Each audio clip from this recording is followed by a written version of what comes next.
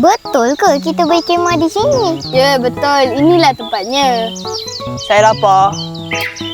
Takutlah ada banyak monyet. Mana monyet? Saya takut monyet. Ish, mana ada. Kamu semua jangan risau. Saya kan ketua pengagak sekolah. Oh. Habis tu, kenapa kita saja di sini? Cindy, awak ada tak bawa kamera? Kita kan kena buat liputan di sini untuk TV PSS sekolah.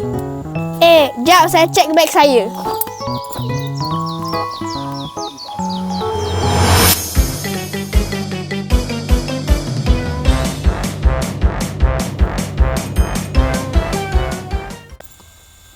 Ada. Lapar ke Beatricia? Nah, makan. Dan, mana lagi yang lain? Ya, dah 2 jam di sini. Biar betul. Aish, saya puasa lah. Sabar, saya kan ketua pengagak sekolah. Yang lain nanti sampailah. Jom kita masak dulu. Baik, jom keluarkan makanan masing-masing.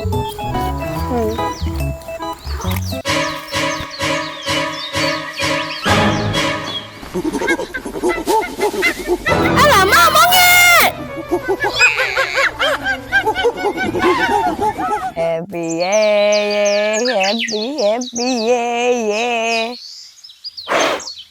Manalah yang lain ni? Ke saya yang sesat.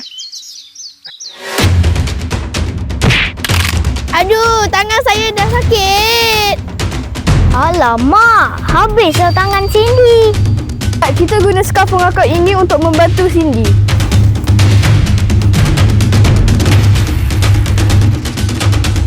Monyet! Oh my god, mana monyet? Saya takut monyet. Cepat, tolonglah saya.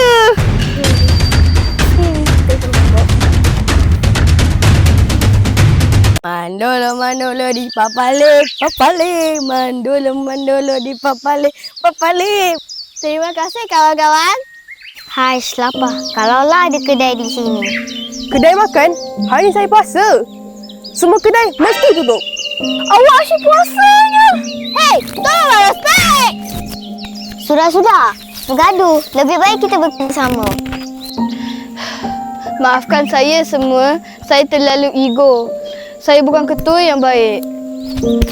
Tak apa, kita semua pernah buat silap. Saya rasa kita dah sesat. Kita pasrah je lah. Dah nak berbuka puasa ni. Nak makan apa? Bertenang semua. Selagi kita bersama, kita lebih kuat. Aduh, tak tahu nak kencing lah.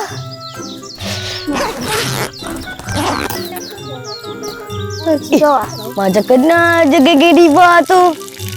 Leges. Korang buat apa kat sini?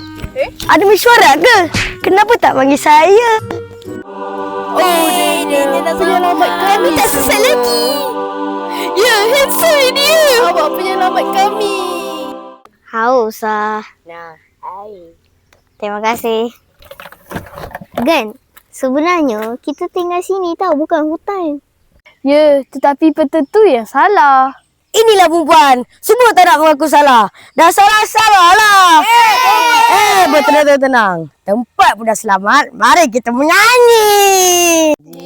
Begitulah asam garam bila kita bersama rakan-rakan. Walau apapun terjadi, tetaplah bersama supaya tiada yang tersisih. Mandolo di papale.